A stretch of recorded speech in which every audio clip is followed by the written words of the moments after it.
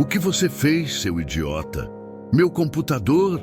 O grito de Rafael ecoou pela sala, atraindo todos os olhares. Ele ergueu o laptop, cuja tela piscou uma última vez antes de escurecer para sempre. Seu rosto estava distorcido por uma raiva pura. Lucas congelou, o sangue esvaindo-se de seu rosto. Rafael, eu... Sinto muito, foi sem querer, eu tropecei. Sem querer? Sem querer? A voz de Rafael era um corte. Você tem noção do que estava nesse computador? A apresentação de milhões de reais para o cliente novo, dados que não estão em lugar nenhum. Tudo perdido por causa da sua incompetência. Larissa se aproximou, uma mão tapando a boca. Meu Deus, Rafael, e a reunião é em 2 horas. Rafael avançou em direção a Lucas, que recuou um passo. Você acha que isso aqui é um parque de diversões? Que pode ficar se equilibrando por aí como se não tivesse responsabilidade nenhuma? Eu sempre soube que você não servia para estar aqui. As palavras atingiram Lucas como golpes físicos. Ele tentou falar, mas a língua parecia de chumbo em sua boca. A vergonha era um peso insuportável. Rafael cuspiu as palavras, seu desprezo tão palpável que parecia sujar o ar. Olha para você, um menino, um estagiário insignificante. Acha que porque entrou numa faculdade meia-boca já é alguém? Deixa eu te contar uma coisa, Lucas. Você nunca vai ser ninguém na vida, nunca.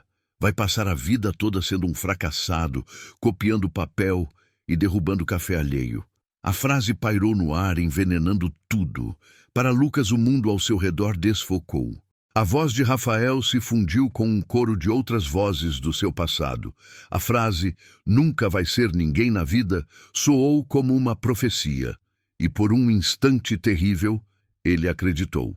A autoridade da voz do senhor Antônio, o gerente do departamento, restaurou uma ordem mínima. O que está acontecendo aqui? Rafael, baixe o tom de voz. Antônio, esse estagiário acabou de destruir meu laptop e a apresentação inteira para a reunião da Vector. Estamos ferrados.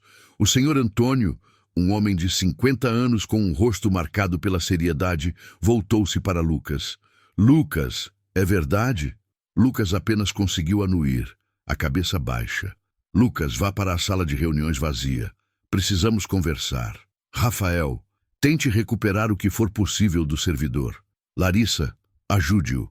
Sob o último olhar de ódio de Rafael, Lucas caminhou até a sala de reuniões. Suas pernas pareciam de chumbo. Sentou-se na cadeira mais distante da porta. Pela janela, ele via a cidade se estender.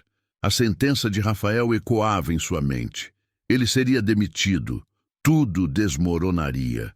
Quando o senhor Antônio entrou e fechou a porta, o som do clique pareceu o de uma cela se trancando.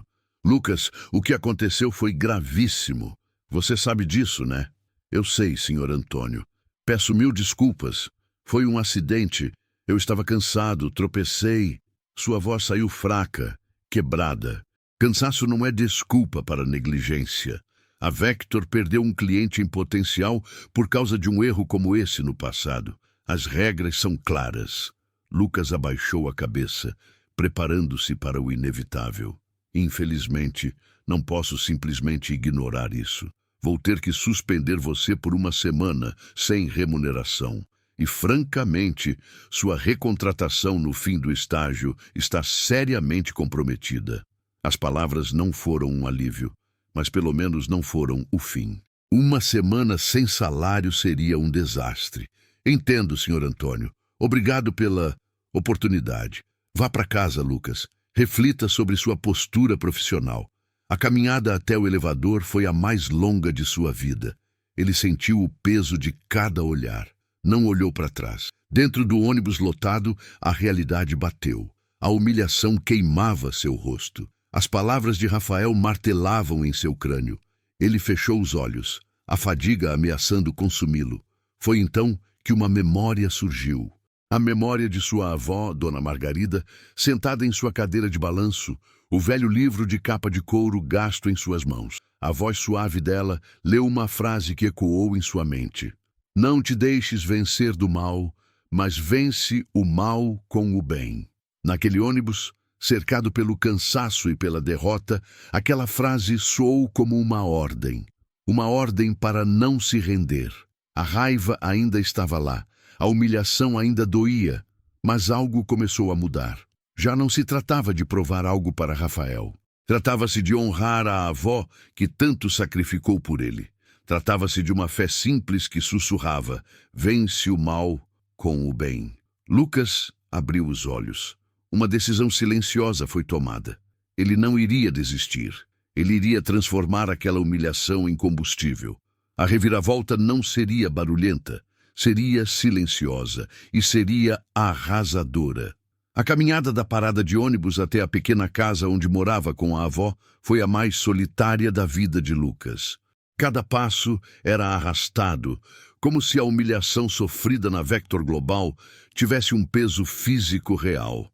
A frase de Rafael, "nunca vai ser ninguém na vida", ecoava em sua mente num loop incessante, uma melodia venenosa que ameaçava corroer toda a sua determinação. Ele empurrou o portão de madeira simples, que rangeu baixinho, anunciando sua chegada. O cheiro de erva doce e de pão caseiro, que normalmente o acolhia como um abraço, naquela tarde parecia apenas um lembrete amargo de tudo o que ele poderia perder se não conseguisse se reerguer. Dona Margarida estava na cozinha, de costas para a porta, mexendo uma panela no fogão. Seus cabelos, totalmente brancos, estavam presos num coque baixo e ela usava o avental florido que Lucas lhe dera no último Natal. Ela se virou ao ouvi-lo entrar e seu rosto enrugado iluminou-se com um sorriso genuíno que, por um segundo, afastou a escuridão que Lucas carregava. "Meu neto chegou. Estava com saudades. O dia foi puxado? Trouxe um caldo de galinha, seu preferido", disse ela, sua voz um sussurro rouco e cheio de carinho. Lucas forçou um sorriso que não alcançou os olhos. "Oi, vó. Foi um dia normal." Ele não tinha coragem de contar a verdade. Como poderia dizer àquela mulher que havia dedicado sua vida a criá-lo, que ele havia sido humilhado publicamente, suspenso e que agora seu futuro estava mais incerto do que nunca? Ele se aproximou e a abraçou, sentindo o corpo frágil dela contra o seu. Aquele abraço era seu porto seguro, mas naquele momento também era uma fonte de uma dor aguda. Ele precisava ser forte por ela. Não podia falhar. "Vou tomar um banho rápido, vó. Depois a gente janta", disse ele, soltando o abraço e indo em direção ao corredor que levava ao banheiro. No banho, a água quente não conseguiu lavar a sensação de sujeira que a humilhação deixara. Ele deixou a água cair sobre seu rosto, tentando apagar a imagem do rosto distorcido de Rafael. Mas era inútil. A raiva e a vergonha fervilhavam dentro dele. A decisão tomada no ônibus, inspirada pelas palavras da avó, parecia frágil, quase ingênua, diante da magnitude do problema. Uma semana sem salário. Como pagariam o remédio para o coração dela? A despensa já estava quase vazia. O desespero começou a se instalar. Um frio na espinha, que a água quente não conseguia aquecer. Ao sair do banho, vestindo uma roupa limpa, mas simples, ele encontrou a mesa posta. Dona Margarida havia colocado o pão caseiro ainda quente, a manteiga e 2 tigelas de caldo fumegante. Era um banquete simples, mas preparado com amor. E naquele momento, para Lucas, parecia a última refeição de um condenado. "Conta para a sua avó o que aconteceu, meu filho", disse Dona Margarida, sem rodeios, enquanto se sentava. Seus olhos sábios, de um azul desbotado pelo tempo, fitavam os dele com uma percepção que sempre o surpreendia.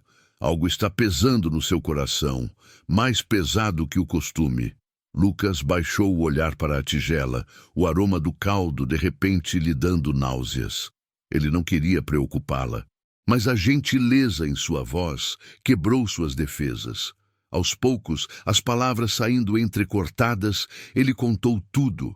A pressão no trabalho, o cansaço acumulado, o acidente com o café, a fúria de Rafael, a humilhação pública, a suspensão. Quando chegou à frase "nunca vai ser ninguém na vida", sua voz falhou, e as lágrimas que ele havia contido com tanto esforço finalmente rolaram. Era a primeira vez que chorava desde o incidente. Dona Margarida não disse nada por um longo momento. Ela simplesmente esticou a mão através da mesa e cobriu a mão trêmula do neto com a sua, enrugada e quente. Aquele simples gesto continha mais conforto do que 1000 palavras. Lucas, ela começou, sua voz suave, mas firme. Você lembra do que eu sempre lia para você quando você era pequeno? Do livro do seu bisavô? Lucas acenou com a cabeça, limpando o rosto com as costas da mão. Lembro, vó. O mundo lá fora, meu neto, ele sempre vai tentar te dizer quem você é. Vai te medir pelo seu cargo, pelo seu dinheiro, pela sua roupa. O homem de hoje, esse Rafael, ele te mediu pela sua posição e achou que você era pequeno. Ela fez uma pausa, seus olhos perdidos em alguma memória distante. Mas a medida de Deus é diferente. Ele não vê o cargo, ele vê o caráter. Ele não vê o que você tem, ele vê o que você é e o que você faz quando ninguém está olhando. Ela apertou sua mão. Aquele homem jogou uma semente de amargura em você hoje. Cabe a você decidir se vai regar essa semente com mais raiva e se tornar igual a ele, ou se vai arrancá-la pela raiz e plantar algo melhor no lugar. Como, vó? Lucas perguntou, sua voz ainda embargada. Como eu planto algo melhor quando tudo parece perdido? Quando não tenho nem como pagar seu remédio do mês que vem? Dona Margarida sorriu, um sorriso tranquilo que não combinava com a gravidade da situação. A gente sempre tem algo a oferecer, Lucas. Mesmo que seja apenas uma palavra de ânimo para alguém que está pior que a gente. Você tem sua inteligência, sua saúde, suas mãos fortes.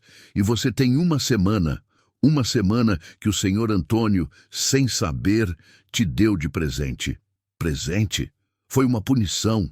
Toda crise é uma oportunidade disfarçada, meu filho. Uma semana longe daquele lugar pode ser o tempo que você precisa para enxergar as coisas com clareza, para buscar um novo caminho, ou para se preparar para voltar tão forte que nenhum Rafael vai conseguir te derrubar.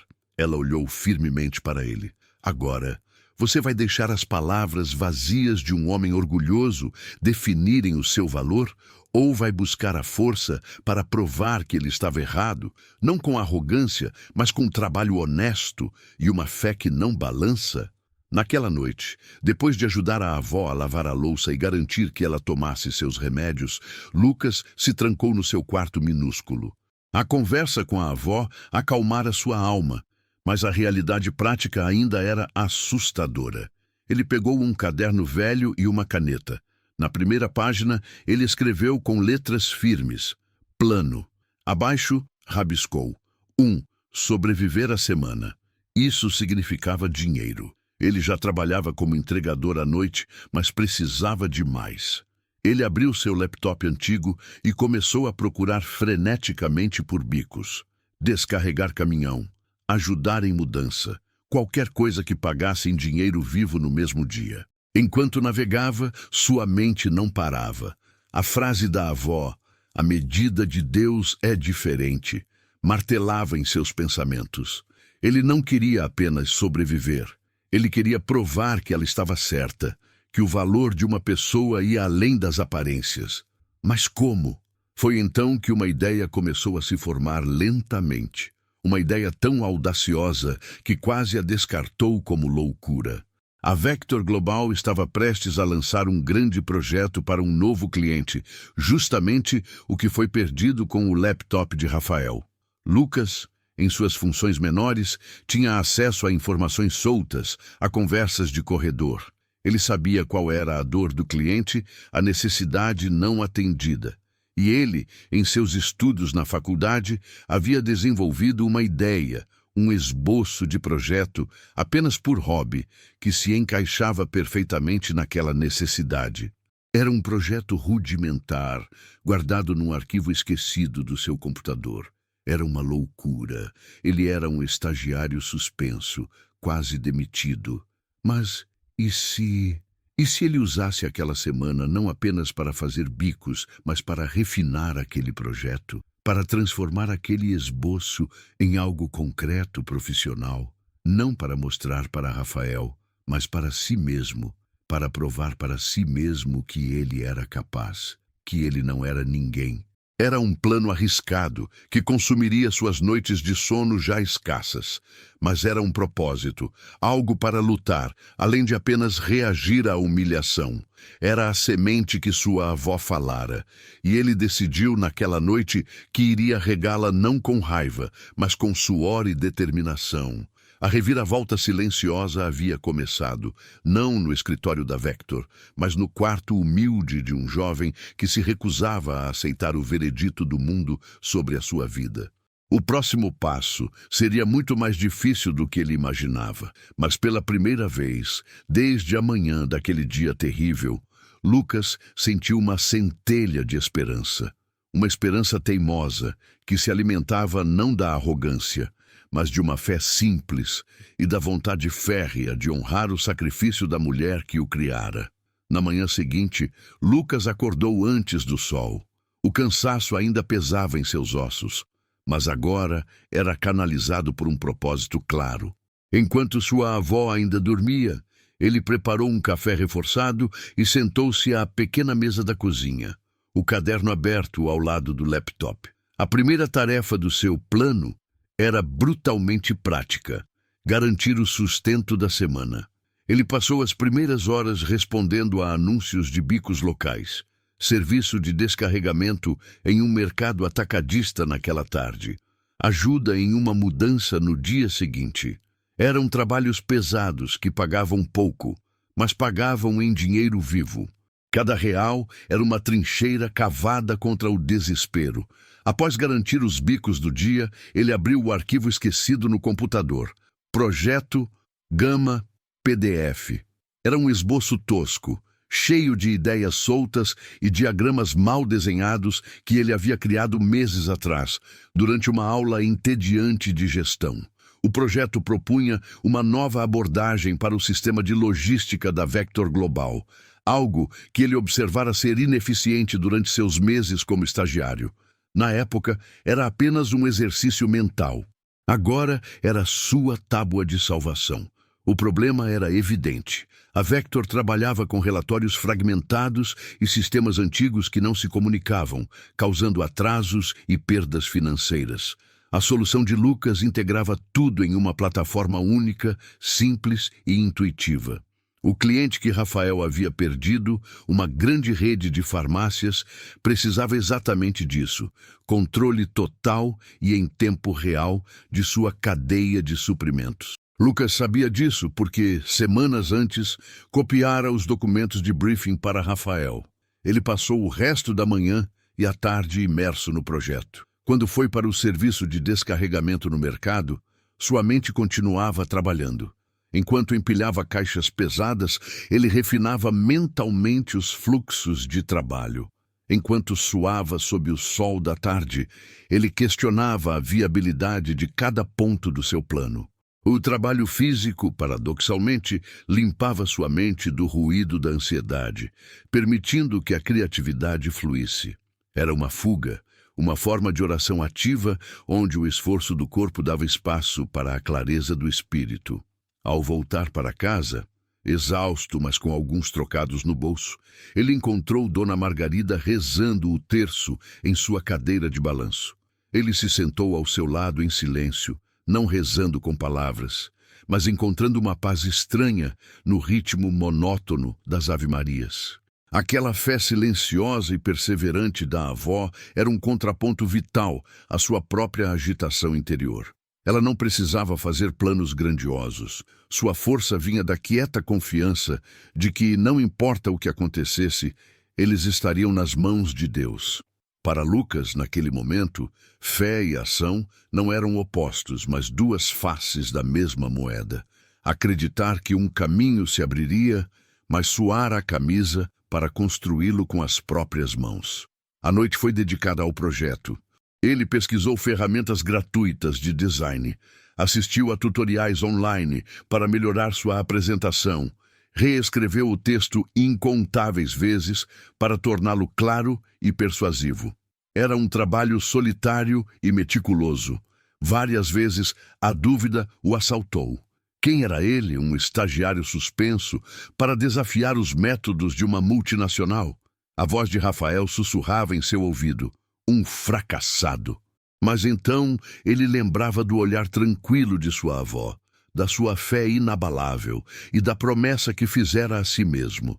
Ele não estava fazendo aquilo por arrogância, estava fazendo por dignidade. No terceiro dia de suspensão, um novo desafio surgiu. O dinheiro dos bicos era insuficiente para o remédio de sua avó, que precisaria ser comprado no dia seguinte. A ansiedade começou a corroer seu foco. Ele precisava de uma solução rápida. Foi então que, vasculhando grupos de freelancers na internet, ele encontrou uma oportunidade. Uma pequena startup precisava de alguém para organizar um banco de dados urgentemente. O pagamento era via transferência bancária e seria feito no mesmo dia, assim que o trabalho fosse aprovado. Ele dedicou as próximas 12 horas àquela tarefa, praticamente sem parar. Era um trabalho tedioso, que exigia paciência extrema, mas ele se agarrou a ele como a um salva-vidas. Enquanto digitava incansavelmente, uma parte de sua mente processava como aquela experiência prática poderia ser aplicada ao seu próprio projeto para a Vector. Cada problema que resolvia naquele banco de dados dava-lhe uma nova ideia para simplificar sua proposta. Era como se o universo, de uma forma torta, estivesse lhe dando as ferramentas de que precisava. No final da tarde, o pagamento caiu em sua conta. Não era muito, mas era o suficiente para o remédio e para algumas compras básicas. O alívio foi tão intenso que suas mãos tremeram ao ver o comprovante no celular. Naquele momento, ele entendeu o que sua avó quis dizer com "a gente sempre tem algo a oferecer". Sua habilidade com organizar informações, algo que ele considerava trivial, havia salvado eles daquela crise imediata. Talvez suas outras ideias, por mais malucas que parecessem, também tivessem valor. Na noite do quarto dia, o projeto estava tomando forma. Já não era apenas um esboço. Era uma proposta coerente, bem fundamentada, com dados que ele coletara de fontes públicas e com exemplos visuais que ele mesmo criara. Faltava o toque final, o elemento que faria alguém como o Sr. Antônio parar e prestar atenção. Ele precisava de uma recomendação, algo que validasse sua ideia perante os olhos céticos do mundo corporativo. Foi quando ele se lembrou de uma conversa de corredor que ouvira semanas atrás. O Sr. Antônio, em um raro momento de descontração, comentara sobre seu respeito por um ex-professor da faculdade, um certo professor Dantas, que era uma sumidade em logística e inovação. Aquele homem enxerga o futuro, Antônio dissera. Lucas nunca teve coragem de contatá-lo, porque um professor renomado daria atenção a um mero estagiário. Agora não tinha nada a perder. Com o coração batendo forte, ele encontrou o e-mail do professor no site da faculdade e, depois de revisar a mensagem 10 vezes, clicou em enviar. No e-mail, ele foi humilde, explicou brevemente sua situação, sem vitimismo, apenas os fatos, e anexou o projeto, pedindo apenas uma opinião, um direcionamento. Ele não pedia um emprego, pedia sabedoria. Era um tiro no escuro, um ato de fé pura. Nos 2 dias que se seguiram, enquanto cumpria outros bicos e aprimorava ainda mais a apresentação, a esperança de uma resposta do professor se misturava com o medo do silêncio. O prazo de uma semana estava se esgotando. Na manhã em que deveria retornar à Vector Global, ele acordou com o estômago embrulhado. O projeto estava o melhor que poderia estar. Mas e se o Sr. Antônio nem quisesse ouvi-lo? E se tudo não passasse de um delírio de grandeza, como Rafael certamente diria? Dona Margarida o abraçou forte antes de ele sair. Vá com Deus, meu neto, e lembre-se, não é o cargo que você tem que importa, é a pessoa que você é. Mostre a eles o caráter que essa casa te ensinou. Lucas saiu de casa carregando não apenas a mochila com seu laptop, mas o peso de uma semana de trabalho intenso, de dúvidas superadas e de uma fé frágil, porém real. A reviravolta silenciosa estava prestes a deixar a obscuridade do seu quarto e enfrentar a luz crua do mundo real. O sucesso ainda estava longe de ser garantido, mas ele já havia conquistado algo mais importante: a convicção de que, independentemente do resultado, ele não era e nunca seria ninguém. A caminhada até a Vector Global naquela segunda-feira foi completamente diferente daquela sexta-feira humilhante. Lucas não carregava mais o peso da vergonha, mas sim uma determinação silenciosa que firmava seus passos. Sua mochila agora não continha apenas cadernos e um lanche simples, mas um projeto que representava suas noites mal dormidas, sua fé posta à prova e a herança de resiliência de sua avó. Ele usava a mesma camisa social simples, mas havia um novo brilho em seus olhos, uma serenidade conquistada a duras penas. Ao entrar no escritório, o mesmo ruído ambiente o recebeu. Desta vez, porém, ele não se sentiu intimidado. Sua presença não passou despercebida. Sussurros seguiram-no enquanto ele se dirigia à sua mesa provisória, no canto mais afastado do salão. Larissa o fitou com uma curiosidade mal disfarçada, misturada com uma pitada de desdém. Rafael visivelmente o ignorou, fingindo imersão total em seu novo laptop, mas Lucas percebeu o breve olhar de lado, rápido e avaliador. A manhã passou em uma calma tensa. Lucas executou suas tarefas rotineiras com uma eficiência incomum, sua mente focada no momento certo. Ele sabia que não poderia simplesmente marcar uma reunião com o Sr. Antônio. Precisava de uma oportunidade, uma brecha, e ela surgiu mais cedo do que ele esperava. Por volta das 11 horas, o burburinho do escritório aumentou. Notícias corriam de mesa em mesa. A reunião com a grande rede de farmácias, a que fora perdida com o incidente do laptop, estava remarcada para a tarde. A pressão sobre Rafael era palpável. A segunda chance dele e da Vector estava em jogo. Lucas observou Rafael passar por ele, carregando uma pilha de pastas novas, seu rosto tenso. Era agora ou nunca. Respirou fundo, lembrando-se das palavras de sua avó. Não se tratava de humilhar Rafael, mas de oferecer uma solução. Era sobre vencer o mal com o bem. Ele se levantou e caminhou com decisão até a sala do Sr. Antônio. A secretária tentou barrá-lo. Lucas, o Sr. Antônio está extremamente ocupado, preparando para a reunião da tarde. É exatamente sobre a reunião da tarde que preciso falar com ele, Lucas disse, sua voz surpreendentemente firme. Só vou precisar de 5 minutos. Por favor, diga a ele que é sobre o Projeto Gama. A secretária hesitou, mas a serenidade no olhar de Lucas a fez atender ao interfone. Para surpresa de ambos, a voz cansada do Sr. Antônio autorizou a entrada. 5 minutos, Lucas, é o que tenho.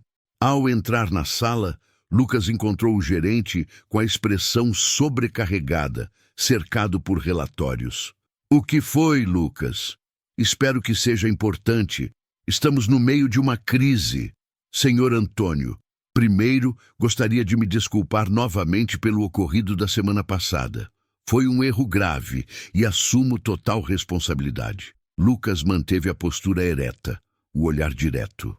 A suspensão me deu tempo para refletir e para tentar consertar o estrago da melhor forma que eu poderia. Antônio franziu a testa intrigado. Consertar? Como? Lucas abriu sua mochila e retirou uma pasta simples, mas organizada. Entregou-a ao gerente. Esta é uma proposta alternativa para o projeto da rede de farmácias. Chamei de Projeto Gama. Desenvolvi durante a semana, com base em observações que fiz durante meu estágio e em pesquisas independentes. Antônio pegou a pasta com ceticismo, folheando as primeiras páginas rapidamente. Seus olhos, inicialmente cansados, começaram a se estreitar, focando nos gráficos e no sumário executivo. O que é isso? De onde você tirou essas ideias? Da necessidade, senhor. Observei que nosso sistema atual é fragmentado. O Projeto Gama integra todos os dados em uma plataforma única, simples e de baixo custo de implementação.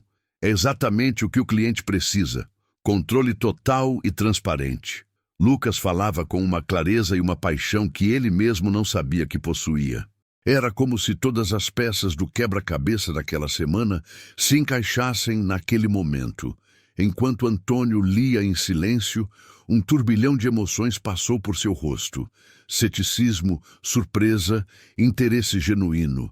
Ele parou em uma página específica, seu dedo apontando para um diagrama. Esse fluxo é brilhante em sua simplicidade. Quem te ajudou nisso? Ninguém, senhor. Fiz sozinho. A resposta foi simples, mas carregada de significado. Nesse exato momento, a secretária abriu a porta abruptamente. Senhor Antônio, o professor Dantas está na linha. Disse que é urgente sobre um ex-aluno, um tal de Lucas. Lucas e Antônio se entreolharam, surpresos. Antônio atendeu o telefone, sua expressão mudando de surpresa para absoluto espanto enquanto ouvia. Sim, professor. Sim, ele está aqui agora mesmo. Você revisou? Potencial revolucionário. Entendo. Perfeito. Muito obrigado, professor. Ao desligar, Antônio olhou para Lucas de uma maneira completamente nova. Não era mais o olhar de um gerente para um estagiário problemático, mas de um estrategista para uma mente promissora. Parece que seu trabalho chamou a atenção de uma das maiores autoridades do país, Lucas. O professor Dantas não faz elogios levianamente. A sala ficou em silêncio por um momento que pareceu uma eternidade. A reviravolta estava acontecendo diante de seus olhos, de forma mais rápida e poderosa do que Lucas jamais sonhara. Lucas, disse Antônio fechando a pasta com cuidado, como se segurasse um tesouro. A reunião é em 2 horas. Você vai apresentar esse projeto. A declaração ecoou na sala. Lucas sentiu um frio na espinha, seguido por uma onda de calor. Eu, senhor? Você. É sua ideia. Você a defende. Vou chamar a diretoria. Rafael vai participar também, é claro, para apresentar a versão tradicional da proposta. Havia um brilho nos olhos de Antônio, o brilho de quem sabia que estava prestes a presenciar algo extraordinário. A notícia se espalhou pelo escritório como um rastilho de pólvora. Quando Lucas saiu da sala de Antônio, dezenas de olhos o seguiam. Larissa parecia atordoada. Rafael, que observava de longe, tinha a expressão de alguém que acabara de levar um soco no estômago. O estagiário humilhado não apenas voltara, mas conquistara uma audiência com a diretoria para apresentar sua própria proposta, com o endosso de um nome respeitadíssimo. Nos minutos que se seguiram, Lucas se isolou em uma salinha vazia. A ansiedade tentou tomar conta dele, mas ele a combateu com a mesma ferramenta que usara a semana toda: a fé prática. Ele respirou fundo, lembrou-se do rosto tranquilo de sua avó rezando, e revisou mentalmente cada ponto de sua apresentação. Ele não estava ali para destruir Rafael. Estava ali para oferecer a melhor solução possível. Era sobre o trabalho, não sobre o ego. Quando a hora chegou, ele entrou na sala de reuniões da diretoria. A mesa era enorme, rodeada por executivos de ternos caros, cujas expressões iam do ceticismo à curiosidade. Rafael estava em um dos lugares, pálido e visivelmente nervoso, com sua pasta luxuosa sobre a mesa. O senhor Antônio fez um gesto para Lucas começar. Lucas ligou o datashow, suas mãos tremendo levemente. Ele olhou para as faces impassíveis da diretoria e, por um instante, a dúvida o ameaçou paralisar. Então, ele encontrou os olhos do senhor Antônio, que lhe deu um aceno quase imperceptível de encorajamento. Ele respirou fundo e começou a falar. Sua voz, inicialmente trêmula, ganhou força e convicção a cada palavra. Ele não estava recitando um script. Estava compartilhando uma visão que nascera do trabalho duro, da observação e de uma necessidade genuína de fazer a coisa certa. A sala, que começara em silêncio absoluto, agora ouvia com atenção crescente. O ninguém estava finalmente sendo ouvido. A apresentação de Lucas fluía com uma naturalidade que surpreendeu a todos na sala, especialmente a ele mesmo. Cada slide que passava não era apenas um conjunto de dados e gráficos, mas a materialização de suas observações silenciosas durante meses de estágio, refinadas pelo fogo da humilhação e pela clareza do desespero. Ele explicou a integração dos sistemas não como um conceito técnico abstrato, mas como a solução para problemas concretos que todos ali conheciam: os atrasos nos relatórios, a duplicação de esforços, o desperdício de recursos. Ele falava a linguagem da eficiência, mas seu discurso era embebido de uma paixão genuína pelo problema que estava sendo resolvido. Enquanto Lucas apresentava, Rafael permaneceu imóvel em sua cadeira. Seu rosto era uma máscara de incredulidade e de uma raiva que fermentava em silêncio. Seus dedos tamborilavam nervosamente sobre a pasta de couro que continha sua própria proposta, uma versão repaginada, mas fundamentalmente a mesma do projeto que fora perdido com seu laptop. A cada minuto que passava, ele via a autoridade que sempre detivera nas reuniões de diretoria se esvair, transferindo-se para o jovem que ele considerava insignificante. A humilhação que ele havia infligido a Lucas agora voltava para ele, multiplicada pelo contexto solene da sala de diretoria. Quando Lucas finalizou, explicando os prazos enxutos de implementação e a significativa economia de custos, um silêncio carregado de admiração pairou no ar. O primeiro a quebrá-lo foi o diretor financeiro, um homem conhecido por seu ceticismo ferrenho. Interessante, ele disse, ajustando os óculos. Muito interessante. Os números são sólidos. Mas me diga, jovem, isso é teoricamente lindo. Qual é a sua experiência prática para garantir que uma mudança dessa magnitude funcione? Você é um estagiário. Era a pergunta que Lucas mais temia. Ele podia sentir o olhar perfurante de Rafael sobre ele, esperando sua queda. Respirou fundo. Senhor, minha experiência prática vem de ter operado na base desse sistema todos os dias. Lucas respondeu, sua voz calma, mas firme. Vejo onde os processos falham, porque sou eu quem corre atrás dos relatórios que não fecham. Vejo o desperdício, porque sou eu quem imprime centenas de páginas desnecessárias. Esta proposta não nasceu de uma teoria de gestão, nasceu do chão de fábrica, dos corredores desta empresa. E quanto à implementação, o professor Dantas já se dispôs a supervisionar a fase inicial, como o Sr. Antônio pode confirmar. A resposta foi um golpe de mestre. Ao invés de negar sua falta de experiência, ele a transformou em sua maior credibilidade. A menção ao professor Dantas foi a âncora que faltava. O diretor financeiro anuiu lentamente, visivelmente impressionado. Foi então que Rafael não aguentou mais. Ele se levantou abruptamente, sua cadeira rangendo contra o piso. Isso é um absurdo. Sua voz soou estridente, quebrando a atmosfera profissional. Estamos mesmo considerando a ideia maluca de um estagiário que, há uma semana, destruiu meses de trabalho por pura incompetência? Isso é uma fantasia, uma tentativa desesperada de se promover às minhas custas. Todos na sala olharam para Rafael. A máscara do executivo polido havia caído, revelando a raiva e o desprezo que sempre estiveram lá.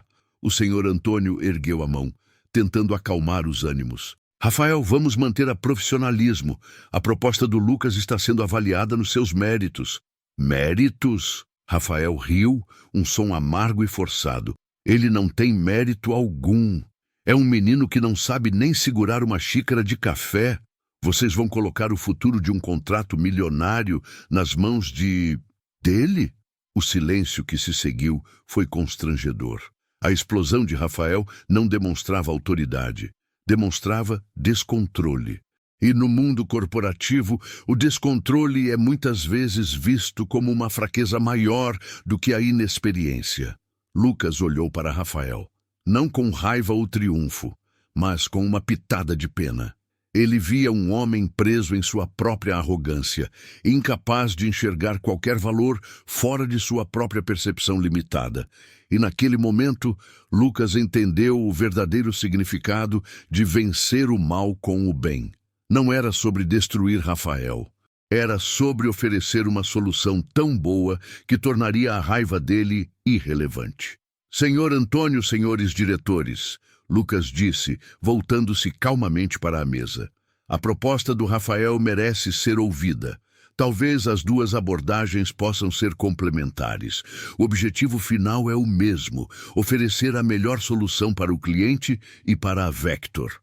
A sugestão foi tão inesperada que deixou todos boquiabertos. Em vez de enterrar seu oponente, Lucas estava estendendo uma ponte. Era um movimento de uma maturidade que ninguém, nem ele mesmo, sabia que possuía. Rafael ficou paralisado, sem palavras.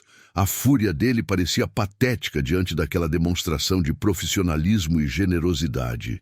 Ele engoliu seco e, sem dizer mais nada, sentou-se novamente, derrotado não por Lucas, mas por sua própria pequenez. A reunião terminou com a decisão da diretoria. O projeto Gama de Lucas seria adotado como a proposta principal para a rede de farmácias, com a supervisão remota do professor Dantas. Rafael ficaria responsável por auxiliar na transição dos dados antigos, reportando-se temporariamente a Lucas, que seria promovido a coordenador do projeto, efetivado imediatamente. Quando a sala se esvaziou, o senhor Antônio se aproximou de Lucas, que ainda tentava processar a reviravolta monumental. Lucas, disse o gerente, colocando uma mão em seu ombro, hoje você não apresentou apenas um projeto. Você deu uma lição a todos nós sobre humildade, resiliência e sobre onde reside o verdadeiro valor de uma pessoa. A Vector tem muita sorte de tê-lo. E eu, pessoalmente, peço desculpas por não ter enxergado seu potencial antes. Lucas sentiu uma onda de emoção percorrer seu corpo. As palavras de gratidão e reconhecimento lavaram os últimos resquícios da humilhação que ele carregara. Ele olhou pela janela da sala de reuniões para o escritório onde tudo começara e viu os colegas olhando para ele com uma nova expressão: respeito. Naquele momento, a profecia de Rafael foi quebrada para sempre. Lucas não era ninguém. Ele era um jovem que, guiado pela fé simples de sua avó e por uma força de vontade inabalável, transformou a semente de amargura em uma árvore frondosa de novas possibilidades. A reviravolta silenciosa estava completa. As semanas seguintes foram um turbilhão de novas experiências para Lucas. Sua pequena mesa no canto do escritório foi substituída por uma sala de vidro com a placa Coordenador do Projeto Gama. A mesma equipe que antes o ignorava, agora batia em sua porta para tirar dúvidas e receber orientações. O respeito não veio pelo cargo, mas pela maneira calma e segura com que ele liderava o projeto, sempre reconhecendo o trabalho de cada um e admitindo quando não sabia algo, uma vulnerabilidade que, paradoxalmente, fortaleceu sua autoridade. Rafael, cumprindo sua função de auxiliar na transição, era uma presença silenciosa e sombria nos primeiros dias. Ele executava as tarefas que Lucas delegava com precisão técnica, mas evitava qualquer contato além do estritamente necessário. A humilhação parecia tê-lo quebrado de uma forma profunda. Lucas, seguindo o princípio que o guiara até ali, não retaliou. Pelo contrário, em uma reunião de equipe, deu crédito publicamente a Rafael por sua expertise em lidar com os sistemas legados da empresa, um elogio genuíno que pareceu pegar o ex-colega de surpresa. Certa tarde, ao final do expediente, Lucas encontrou Rafael sozinho na copa, encarando uma xícara de café vazia. A tensão no ar era palpável. O projeto está caminhando bem, disse Lucas, quebrando o gelo. Os dados que você migrou estão integrados perfeitamente. Rafael não olhou para ele. Só estou fazendo o meu trabalho. Eu sei. E agradeço. Sem sua ajuda, não estaríamos tão adiantados. A gratidão era sincera. Rafael soltou um riso curto e amargo. Poupe-me. Você venceu. Conseguiu o que queria. Não precisa ficar se fazendo de bonzinho. Lucas respirou fundo. Não se trata de vencer, Rafael. Trata-se do projeto, trata-se da empresa e, de certa forma, trata-se de nós dois. Ele fez uma pausa. Alguém me disse uma vez que a gente pode escolher regar a semente da amargura ou arrancá-la pela raiz. Eu escolhi arrancar a minha. A escolha é sua. Ele deixou Rafael sozinho com aquelas palavras. Não era uma conversa para se resolver em 5 minutos. Era uma semente que ele plantava, talvez a mais importante de todas. Em casa, a vida havia se transformado. Lucas conseguia agora pagar as contas com tranquilidade, comprar os remédios de primeira linha para Dona Margarida e até substituir a velha geladeira que vivava pifando. Mas a maior mudança não era material. Era a luz nos olhos de sua avó quando ele chegava em casa e contava sobre seu dia.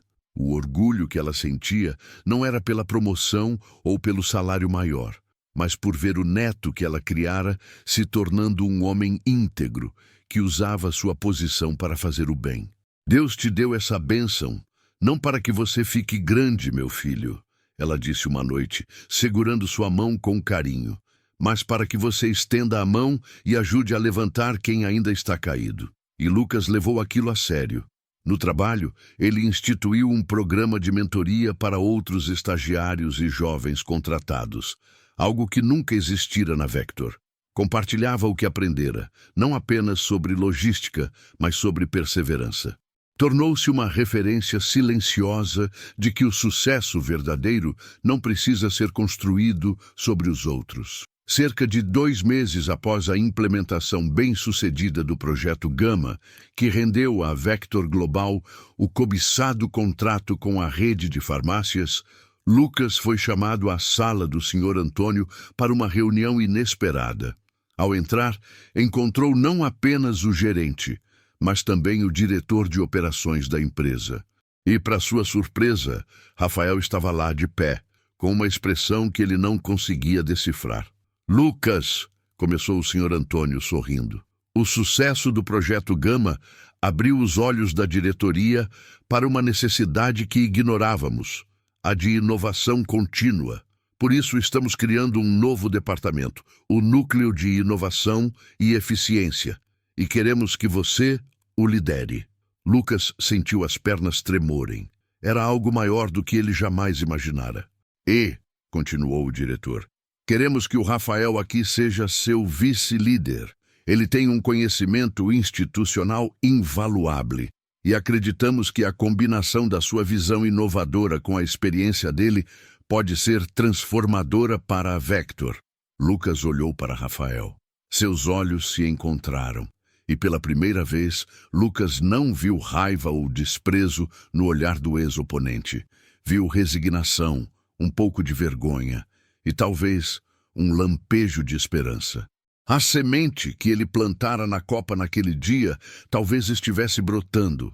Rafael, Lucas disse estendendo a mão. O que acha? Topa o desafio? Rafael hesitou por um segundo que pareceu uma eternidade. Então, lentamente, estendeu sua própria mão e apertou a de Lucas. O aperto foi firme. Não era de amizade ainda, mas era de respeito profissional. O departamento é seu, Lucas. Vou fazer o que for preciso para que seja um sucesso. Era um novo começo. Não apenas para Lucas, mas para toda uma dinâmica tóxica que havia imperado na empresa. A humilhação pública havia sido o catalisador de uma transformação que se espalhara como um vírus do bem, tocando até mesmo o coração mais endurecido. Naquela noite, ao contar a novidade para Dona Margarida, ela não disse muito. Apenas sorriu, seus olhos marejados, e sussurrou: Bem-aventurados os mansos, porque eles herdarão a terra. Lucas abraçou-a forte, entendendo que a maior herança que ele recebera não era um cargo ou um salário, mas a sabedoria simples de que a verdadeira força reside na capacidade de transformar a dor em propósito e o mal em bem. A história de Lucas, o estagiário que nunca seria ninguém, tornou-se uma lenda na Vector Global. Não porque ele havia humilhado seu algoz, mas porque ele havia escolhido a estrada mais difícil e mais nobre, a da redenção.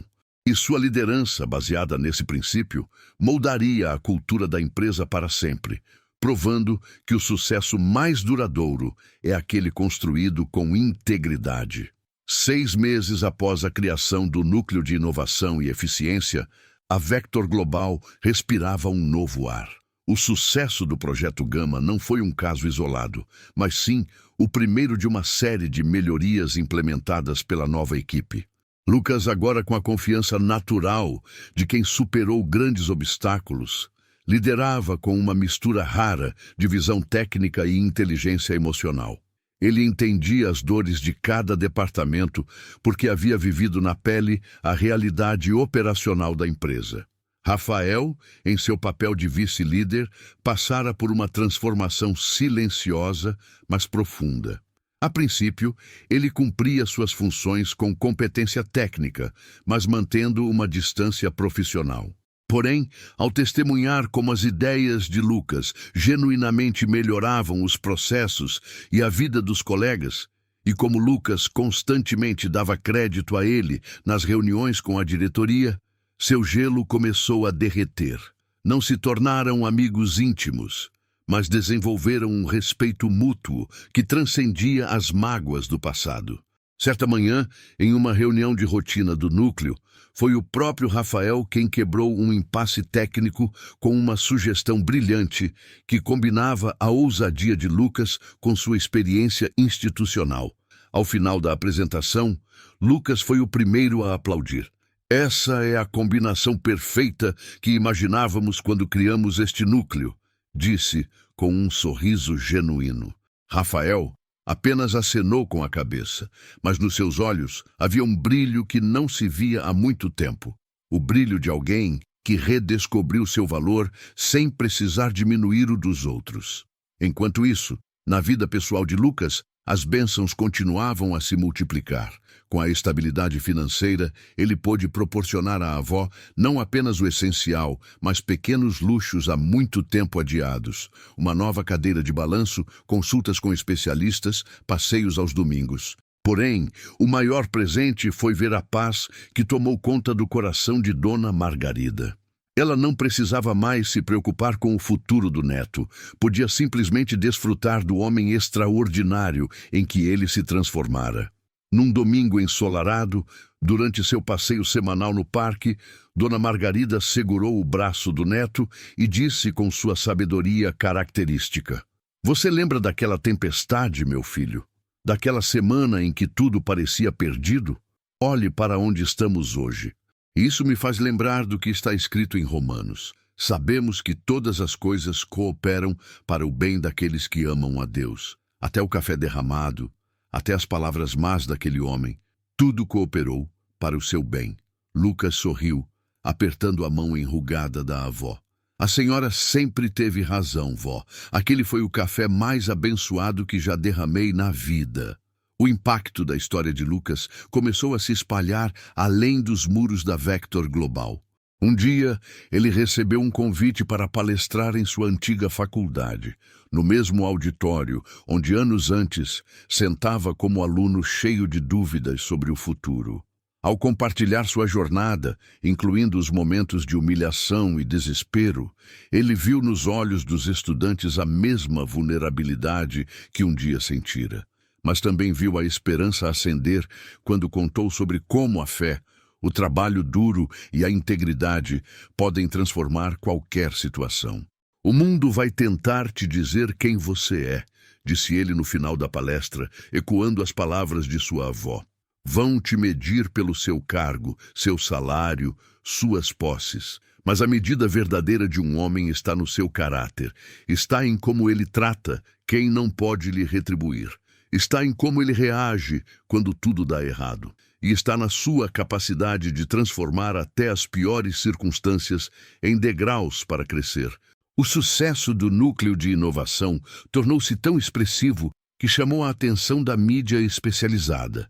Uma grande revista de negócios publicou uma matéria de capa sobre a transformação da Vector Global, destacando o papel fundamental de Lucas. A reportagem intitulada "Do estagiário ao agente de mudança, como a humildade revolucionou uma empresa", tornou-se um caso estudado em escolas de negócios. O homem que um dia ouvira que nunca seria ninguém, agora era referência nacional em inovação e gestão humanizada.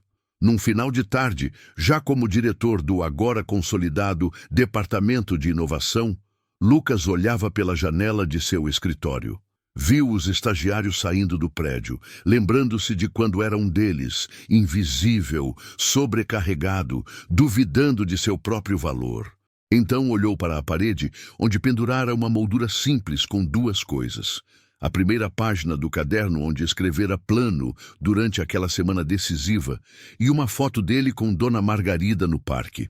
A jornada estava completa. A humilhação transformara-se em humildade.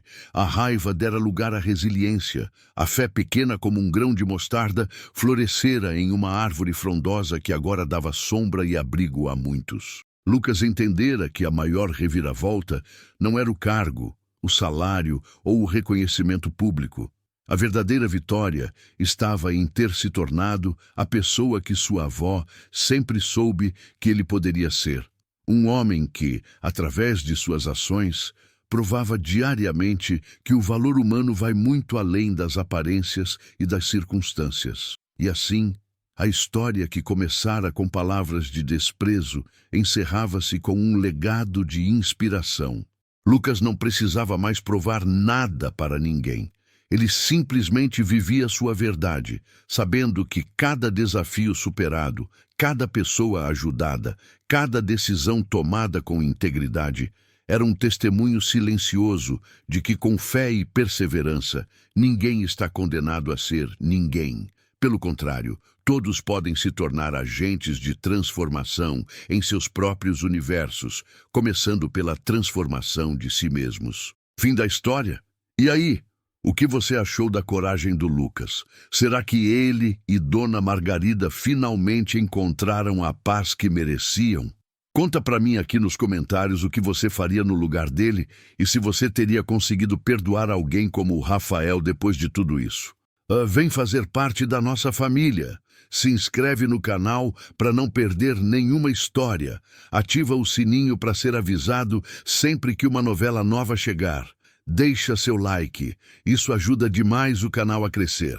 Agora me conta uma coisa. Deixa aqui nos comentários o seu nome e de onde você está assistindo. Eu amo saber de onde do Brasil que está com a gente.